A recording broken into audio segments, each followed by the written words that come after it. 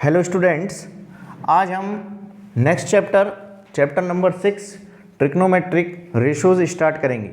देखिए, हमने जो प्रीवियस चैप्टर अभी कंप्लीट किया है उसका नाम था पॉलिनोमियल्स। अब समझें, सबसे पहले हम बात करते हैं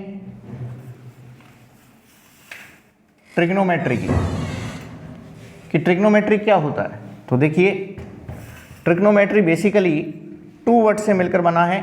ये आपने पहले भी पढ़ा होगा। एक होता है ट्राइगनॉन और एक होता है मेट्रॉन। ट्राइगनॉन का बेसिकली मतलब होता है ट्राइंगल और मेट्रॉन का मतलब होता है मेजरमेंट।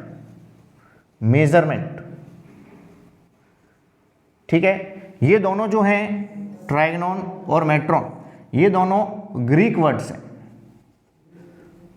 वर्ड्स हैं दोनों। अब हम इसको यदि हम लैंग्वेज में कहें, डेफिनेशन में कहें कि ट्रिग्नोमेट्री मैथमेटिक्स की वो ब्रांच होती है जिसमें हम ट्राइंगल का मेज़र करते हैं। अब आप कहेंगे कि सर ट्राइंगल में मेज़र करने के लिए क्या होता है। तो देखिए, ट्राइंगल में मेज़र करने के लिए हमारे पास दो चीज़ होती हैं कि या तो हम मेज़र करेंगे साइड को या फिर एंगल को। हमारे पास दो चीज़ होती हैं मेज़र करने के लिए कि या तो हम ट्राइंगल में साइड्स को मेज़र करेंगे या फिर हम एंगल को मेज़र करेंगे। आप अच्छी तरह से जानते हैं कि एक ट्राइंगल में टोटल हमारे पास 3 साइड्स होती हैं और 3 ही हमारे पास एंगल होते हैं। जैसे मैं आपको थोड़ा सा बता दूं कि ये कोई हमारा ट्राइंगल है ABC, 3 एंगल हैं इसमें, एंगल A, एंगल B और एंगल C, और 3 ही इसमें साइड हैं AB, BC और CA या फिर AC। तो ये कंप्लीट आपका एक बेसिक इंट्रोडक्शन हो गया जो आप प्रीवियस क्लास में पढ़ चुके हैं 9th क्लास में कि ट्रिग्नोमेट्री कहते किसको हैं। पहले तो आपको ये पता होना चाहिए। अब देखिए, हमारे कोर्स में केवल जो रेशो हैं वो एक्यूट एंगल के हैं। किसके हैं? एक्यूट एंगल के। अब एक्यूट एंगल को समझने से पहले हमें यह समझना होगा कि एंगल किसे कहते हैं, क्योंकि देखिए, जब तक आपके बेसिक कंसेप्ट क्लियर नहीं होंगे हम आगे नहीं बढ़ सकते। हालांकि ये बात नहीं है, कई बार बच्चे बोलते हैं कि सर इसमें से कोई क्वेश्चन तो आता नहीं है एग्जाम में। देखिए, हमें बेसिक क्लियर करना है। यदि आपका बेसिक क्लियर हो जाएगा तो आप आगे की चीज़ों को बहुत अच्छी तरह से समझ सकेंगे। तो अब हम समझते हैं कि एंगल किसे कहते हैं। देखिए, मैंने आपको बता दिया ट्रिग्नोमेट्री किसे कहते हैं, एक बार दोबारा से रिपीट कर देता हूं। ट्रिग्नोमेट्री 2 ग्रीक वर्ड से मिलकर बना है, ट्राइगनॉन और मेट्रॉन। ट्राइगनॉन का मतलब होता है ट्राइंगल, मेट्रॉन का मतलब होता है मेजरमेंट। यानी ये मैथमेटिक्स की वो ब्रांच है जिसमें हम ट्राइंगल को मेजर करेंगे। अब बात आती है कि सर ट्राइंगल में मेजर करने के लिए है क्या हमारे पास। ट्राइंगल में मेजर करने के लिए मेरे पास साइड्स हैं या फिर एंगल्स हैं। एक ट्राइंगल के अंदर 3 तो साइड होती हैं, 3 ही उसके एंगल होते हैं। अच्छा, एक और बात कि ये जो हमारा टॉपिक है ये केवल और केवल एक्यूट एंगल के लिए ही हमें पढ़ना है। यानी ट्रिग्नोमेट्रिक रेशोज हमें किसके लिए निकालने हैं? एक्यूट एंगल्स के लिए ही निकालने हैं। अब हम आपको बताने जा रहे हैं कि एंगल किसे कहते हैं। तो देखिए, नेक्स्ट चीज हम आपको बताते हैं कि एंगल किसे कहते हैं। पहले बेसिक समझाएंगे और फिर उसके बाद हम हमारा जो सिलेबस का चैप्टर है उसे स्टार्ट करेंगे। देखिए, एंगल्स पहले हम समझेंगे एंगल क्या होते हैं। हिंदी में कहते हैं इसे कोण। बहुत आसान सा तरीका है। हमारे पास कोई 2 रे हैं जो एंगल को बना रही हैं, OA और OB। ये हमारी इनिशियल रे है और ये हमारी टर्मिनल रे है। इसके बीच में जो भी अमाउंट ऑफ रोटेशन होता है वही आपका क्या कहलाता है? एंगल। पहले तो मैं आपको थोड़ा सा प्रैक्टिकली समझाता हूं, जरा आप ध्यान से देखिएगा। ये हमारे पास कोई 2 रे हैं इस तरह से। यदि हम इसको रोटेट करें, इसको फिक्स कर दिया मैंने नीचे वाले मार्कर को, ये मान लीजिए इनिशियल है, ये टर्मिनल है, तो जितना हम घुमाएंगे, चाहे हम उसको ऊपर घुमा सकते हैं चाहे हम उसको नीचे घुमा सकते हैं, यही हमारा क्या कहलाता है? एंगल कहलाता है। अब हम बात करते हैं इसकी लैंग्वेज की कि सर इसकी जो डेफिनेशन है वो क्या होगी। तो देखिए, angle is amount of rotation. एक वर्ड आएगा यहां, amount of rotation. Angle is amount of rotation from initial side to terminal side,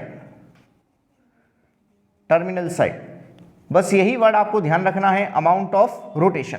यानी बेसिकली जो एंगल होता है वो क्या होता है, अमाउंट ऑफ रोटेशन, कितना आप उसको इस तरह से रोटेट करा रहे हैं, वही आपका क्या कहलाता है, एंगल।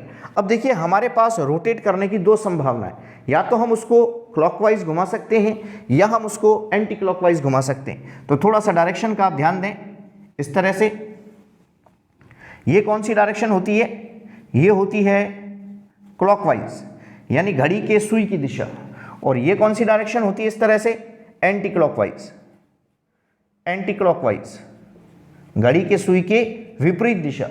आप अच्छी तरह से जानते हैं घड़ी की सुई इसी तरह से घूमती है, तो ये क्लॉकवाइज हो गई, और ये डायरेक्शन हमारी क्या हो गई, एंटी क्लॉकवाइज हो गई।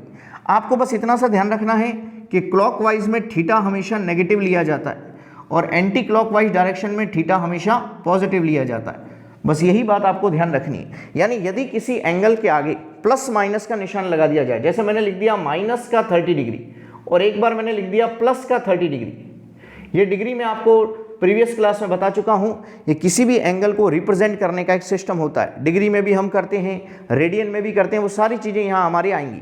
डिग्री को रेडियन में बदलना बस आपको आना चाहिए, उससे ज़्यादा यहाँ कुछ भी नहीं।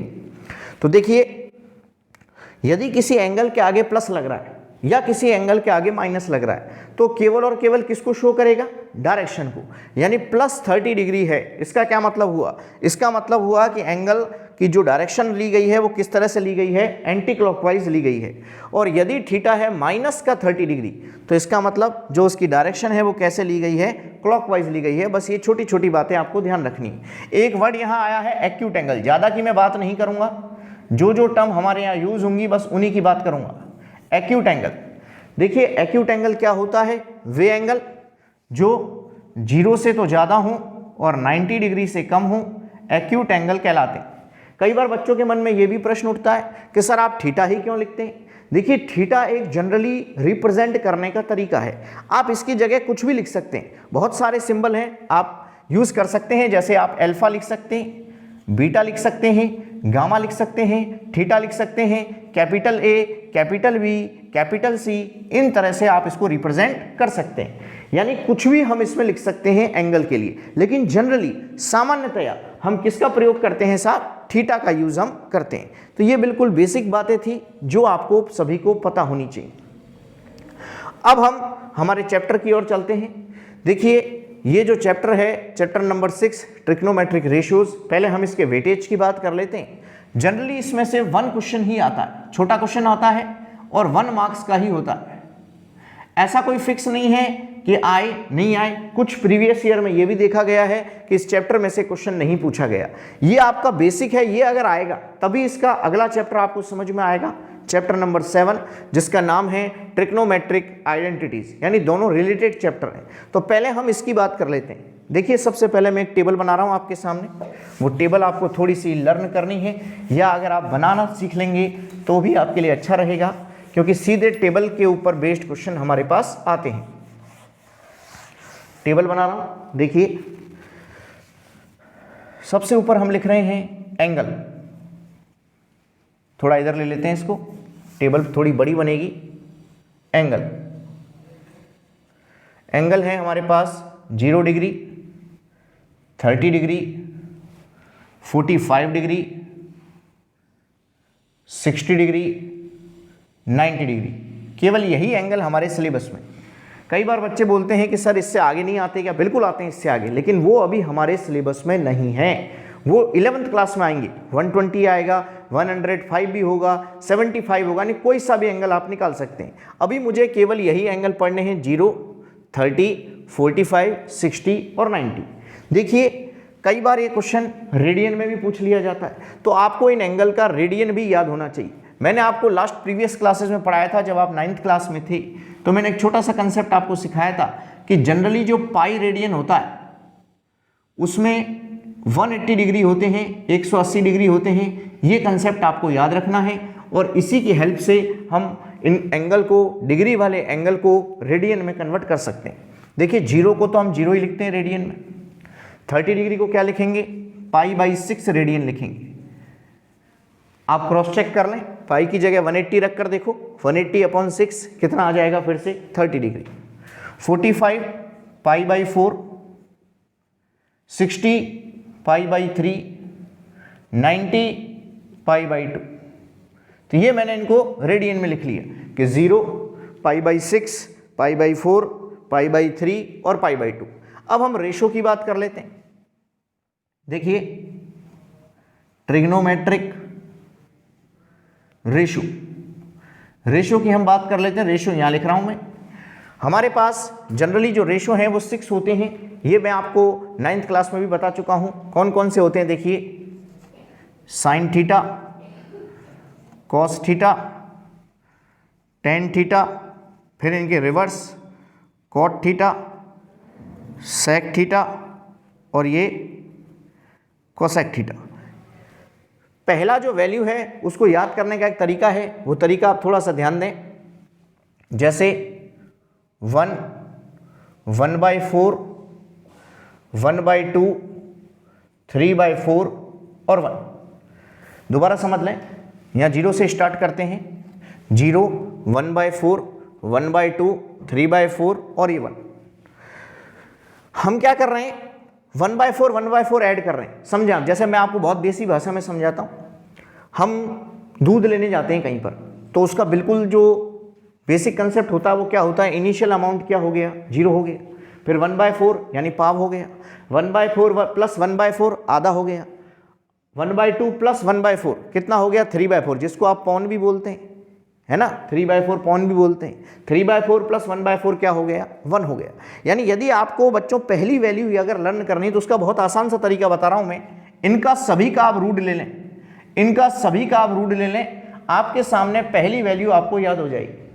0 का रूट क्या होगा, 0। 1/4 का रूट क्या होगा, 1/2। 1/2 का रूट क्या होगा, 1/√2। √3/4 का रूट क्या होगा, √3/2 और 1 का रूट क्या होगा, 1। यानी इनको मिटाकर इनकी जो अंडर रूट वैल्यू है उसको मैं लिख रहा हूं और यही हमारी साइन की कंप्लीट वैल्यू आपके सामने हो जाएगी। तो देखिए मिटाते जाएंगे और साथ साथ लिखते जाएंगे। सबसे पहले 0 का रूट क्या होता है, 0। 1/4 का रूट क्या होता है, 1/2। 1/2 का रूट क्या होता है, 1/√2। √3/4 क्या लिखेंगे, √3/2 और रूट में 1 का रूट लेंगे तो आप क्या आएगा, 1 आएगा। पहले आपको ये बेसिक समझना है। इसी के साथ आपका जो साइन का जो वैल्यू है वो आप सभी को याद हो जाएगा। दोबारा सुन लें, साइन 0 0 होता है, साइन 30 1/2 होता है, साइन 45 1/√2 होता है, साइन 60 √3/2 होता है और साइन 90 आपका 1 होता है। 0 1/2 1/√2 √3/2 और ये आपका 1। अब एक बात आप समझें कि इसका हमारे दैनिक जीवन में क्या उपयोग है। देखिए आप जीवन में कोई भी कंपटीशन एग्जाम देंगे, वहाँ ट्रिग्नोमेट्री का वेटेज बहुत ज़्यादा होता है और उसमें ये क्वेश्चन जरूर आते हैं। डायरेक्ट आपको वैल्यू याद होनी चाहिए और आप इसको लिख सकते हैं। समझ में आ गया? अब हम बात करते हैं कॉस की बनाना। कॉस की वैल्यू कैसे डिजाइन करें, बहुत ढंग से देखिएगा। ये जो वैल्यू है इनको जस्ट रिवर्स कर दें, घुमा दें इस तरह से। घुमाने का मतलब जो लास्ट वैल्यू है वो फर्स्ट हो जाएगी, जो फर्स्ट वैल्यू है वो लास्ट हो जाएगी। तो देखिए साइन की लास्ट वैल्यू क्या थी, 1 यहाँ लिख देंगे। फिर सेकेंड लास्ट इधर से आना है, √3/2, फिर 1/√2, देन 1/2, देन 0। ठीक है, यानी कि cos 0 की वैल्यू क्या होती है, 1। cos 30 की वैल्यू क्या होती है, √3/2। cos 45 की वैल्यू क्या होती है, 1/√2। cos 60 की वैल्यू क्या होती है, 1/2। cos 90 कितना होता है, 0 होता है। यानी पहले आपको दो वैल्यू डिजाइन करनी। अब हमें tan चाहिए साहब, tan कैसे लाएं, उसके लिए साइड में कुछ फॉर्मूले भी मैं आपके लिए लिख रहा हूं, ये आपको याद होनी चाहिए। यदि आपको tan थीटा बनाना है तो tan थीटा कैसे बनेगा, sin theta upon cos theta. यानी आप डिवाइड करेंगे, करें डिवाइड। 0 में यदि 1 से डिवाइड करूंगा तो क्या आएगा, 0 ही आएगा साहब, क्योंकि 0 में किसी भी संख्या से डिवाइड करने पर आंसर हमेशा क्या आता है, 0 आता है। 1/2 √3/2, 2 से 2 कट गया, क्या आ गया, 1/√3। चूंकि यहाँ दोनों वैल्यू समान हैं, सेम वैल्यू है, डिवाइड करेंगे, कट जाएंगे, क्या बचेगा, 1 बचेगा। यहाँ देखिए 2 से 2 कट गया, क्या आ गया, √3। और यदि हम 0 से डिवाइड करेंगे क्या आएगा, इन्फानाइट आएगा। मैथ में इन्फानाइट नाम की कोई चीज नहीं होती, इसलिए इसके ब्रैकेट में जनरली इस तरह से भी लिखा जाता है, नॉट डिफाइंड। ठीक है। अब बाकी की जो 3 वैल्यू हैं उसके लिए हम प्रीवियस क्लासेस में पढ़ चुके हैं, वो आपको पता होना चाहिए। कुछ फॉर्मूले देखें, जैसे कॉट थीटा ये tan का रिवर्स होता है, सेक थीटा ये कॉस का रिवर्स होता है, कोसेक थीटा ये साइन का रिवर्स होता है। दोबारा सुन लें, tan थीटा किसका उल्टा होगा, कॉट का, या यूं कहें कॉट tan का, दोनों एक दूसरे के उल्टे होते हैं। सेक थीटा कॉस थीटा का अपोजिट होगा या कॉस सेक का होगा, कोसेक थीटा साइन थीटा का होगा या साइन थीटा कोसेक थीटा का होगा। अब मुझे कॉट थीटा तैयार करना है। आप यहां देखिए, कॉट किसका अपोजिट होता है, tan का, यानी जो वैल्यू आपके पास tan की है उनको जस्ट उल्टा कर दें, वैल्यू किसकी आ जाएगी, कॉट की। उल्टा करना सीखें। 0 का अपोजिट यानी 1/0 क्या होता है, इन्फानाइट। 1/√3 का अपोजिट करेंगे √3, 1 का अपोजिट करेंगे 1, √3 का 1/√3, इन्फानाइट का अपोजिट करेंगे 0। यानी किसका उल्टा किया मैंने, tan का। दोबारा देख लें एक बार, 0 का अपोजिट किया 1/0 इन्फानाइट, 1/√3 का अपोजिट √3, 1 का उल्टा 1, √3 का अपोजिट 1/√3 इन्फानाइट, 1/इन्फानाइट लिखेंगे तो क्या आ जाएगा, 0 आ जाएगा। मैं लिख और देता हूँ आपके लिए कि यदि 1/0 करते हैं तो इन्फानाइट आता है, और यदि 1/इन्फानाइट करते हैं तो 0 आता है। यदि 0 में हम किसी भी नंबर से डिवाइड करेंगे 0/समथिंग तो आंसर हमेशा और हमेशा क्या आएगा, 0 ही आएगा। समथिंग में कोई भी नंबर है पर वो 0 नहीं होना चाहिए, क्योंकि जनरली हम ये मानते हैं कि 0/0 की जो फॉर्म होती है उससे हमें बचना चाहिए। देखिए अब हम सेक थीटा डिजाइन करने जा रहे हैं। ध्यान से देखिए, सेक थीटा किसका उल्टा होता है, कॉस का। उल्टा का मतलब समझे आप, न्यूमरेटर को डिनोमिनेटर में ले जाना है और डिनोमिनेटर को न्यूमरेटर में लाना है। तो देखिए साहब, कॉस थीटा का अपोजिट कर रहे हैं जिससे हमें सेक मिलेगा। 1 का उल्टा किया तो 1 ही आएगा। √3/2 क्या होता है, 2/√3। देन 1/√2 है तो √2, 1/2 है तो 2, और 0 का उल्टा क्या होता है, इन्फानाइट। इन्फानाइट का मतलब अगेन नॉट डिफाइंड। ठीक है, ये हमने कॉस का अपोजिट कर लिया। अब देखिए कोसेक थीटा, कोसेक थीटा किसका अपोजिट है, साइन का। अगेन देखिए, 0 का उल्टा इन्फानाइट, 1/2, 2, 1/√2, √2, √3/2, 2/√3, और 1 का उल्टा 1। जहां जहां इन्फानाइट आ रहे हैं वहां वहां आप देखिए मैं ब्रैकेट में नॉट डिफाइंड लिख रहा हूं, क्योंकि इन्फानाइट नाम की कोई चीज़ नहीं होती। कई बार बच्चे बोलते हैं सर एग्जाम में यदि ऐसा क्वेश्चन आ गया तो, देखिए बच्चों, इन्फानाइट के जो क्वेश्चन हैं वो आपकी बुक में भी नहीं है और जनरली ऐसे सवाल नहीं आते, क्योंकि जब इन्फानाइट ही आ जाएगा तो कैलकुलेशन करने का मतलब ही क्या है। इसको मैं थोड़ा सा टेबल में बंद कर देता हूँ और एक बार इसको दोबारा समझेंगे।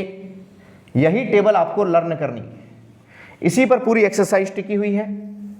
यदि आपको याद हो जाए तो बहुत अच्छी बात है, और यदि याद नहीं होती है तो आप इसको बनाना सीख सकते हैं। कई बार बच्चे क्या करते हैं कि राजस्थान बोर्ड में जैसे ही उनको कॉपी मिलती है तो सबसे पहले वो इस टेबल को ड्रॉ कर लेते हैं। ऐसा आप कर सकते हैं, पर बच्चों पेंसिल से ही ड्रॉ करना, पेन से ना करें, क्योंकि जनरली ऐसा कहते हैं कि जैसे ही कॉपी मिल जाए और पेपर ना मिले, कॉपी में लिखना थोड़ा मना होता है, तो उनकी नज़र चुराकर आप इस टेबल को बना सकते हैं। ये केवल उन बच्चों के लिए कह रहा हूँ जिनको ये टेबल याद नहीं होगी। याद हो जाती है तो बहुत अच्छी बात है, ये आपकी कंप्लीट टेबल हो गई। एक बार दोबारा समझेंगे इस टेबल को।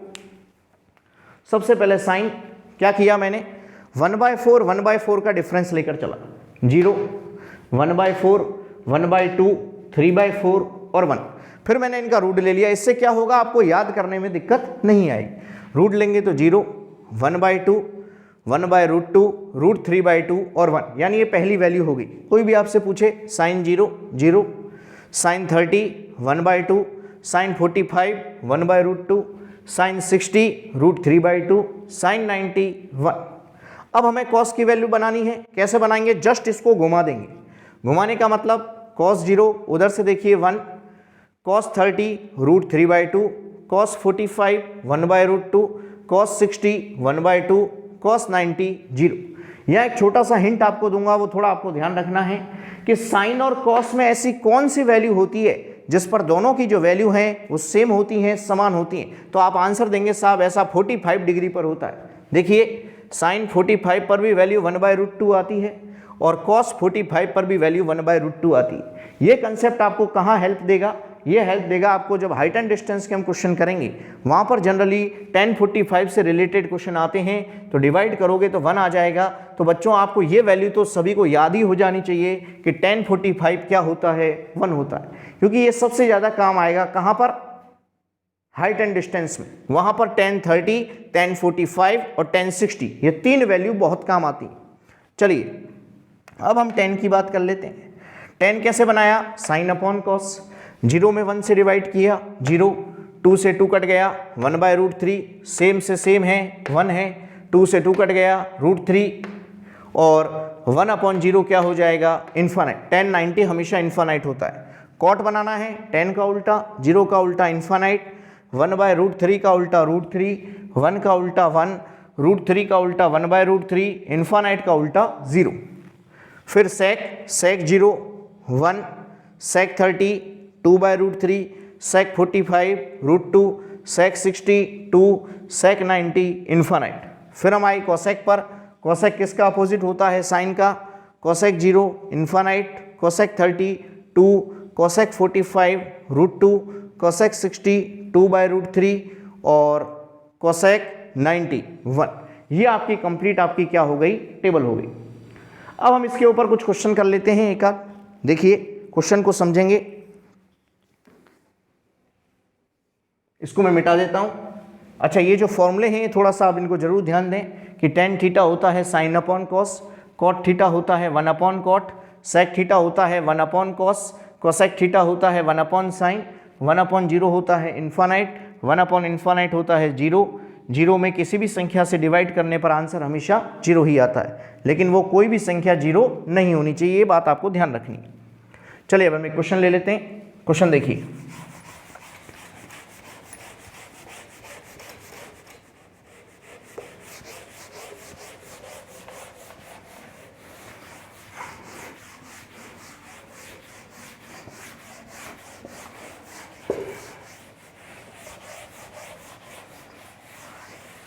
देखिए सबसे पहले हम एग्जाम्पल से शुरुआत कर रहे हैं। हमारा पहला एग्जाम्पल है एग्जाम्पल नंबर फर्स्ट एग्जाम्पल। देखिए क्या कह रहा है, मैं क्वेश्चन आपके सामने पढ़ के सुना रहा हूं कि find the value of tan square 60 plus 3 cos square 30। tan square 60 plus 3 cos square 30। एक बार क्वेश्चन फिर से चेक कर लेते हैं। tan square 60 plus 3 cos square 30।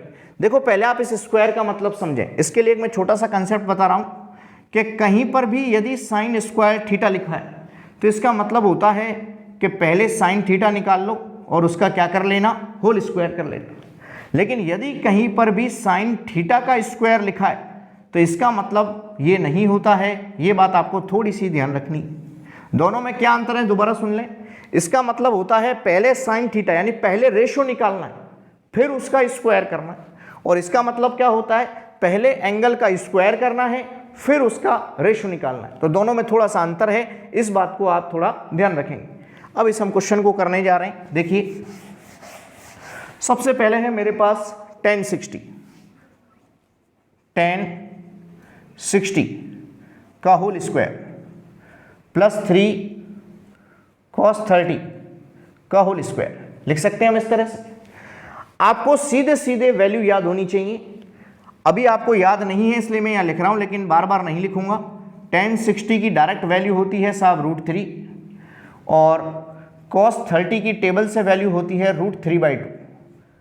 ठीक है, क्योंकि sin 30 आपका क्या होता है? 1/2 होता है, इसलिए रख लें इसमें tan 60 √3 का होल स्क्वायर प्लस 3 इंटू √3/2 का होल स्क्वायर।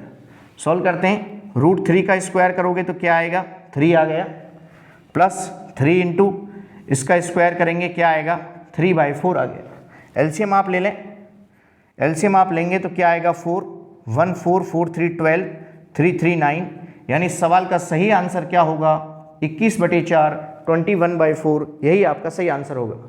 अब इसको एक बात और समझ लें कि हम इसको मिक्स्ड फ्रैक्शन में भी लिख सकते हैं। कैसे?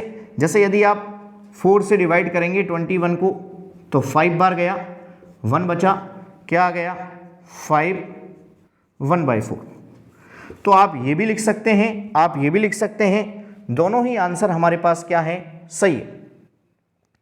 एक और बात, अब जो आपको मैं नोट्स दूंगा, पहले मैं आपको पेज डिस्ट्रीब्यूट करके देता था, अब मैं पूरे चैप्टर के नोट्स कंप्लीट इस तरह से एक साथ दूंगा। ये पूरा आपका चैप्टर हो गया, जैसे चैप्टर 6 है, या तो आपकी जो भी आपकी बुक लिखी हुई है पूरी बुक होगी, और इसी के नीचे इसके सॉल्यूशन अटैच होंगे इस तरह से। तो यदि आपको घर पर सॉल्व करते समय कोई डाउट आता है तो आप अपने मोबाइल स्क्रीन को इस तरह से स्क्रॉल कर कर नीचे सॉल्यूशन देख सकते हैं, पूरे सॉल्यूशन आपको मिल जाएंगे। कोई डाउट है तो आप मुझसे पूछ सकते हैं। इनको आप पहले खुद करें, टेबल सभी बच्चे याद करेंगे। नेक्स्ट क्लास में हम इसके और क्वेश्चन प्रैक्टिस करेंगे, ऐसे क्वेश्चन जो एग्जाम में पूछे जाते हैं। सुनने के लिए बहुत बहुत धन्यवाद। जय Hind, Vande Mataram, have a nice day.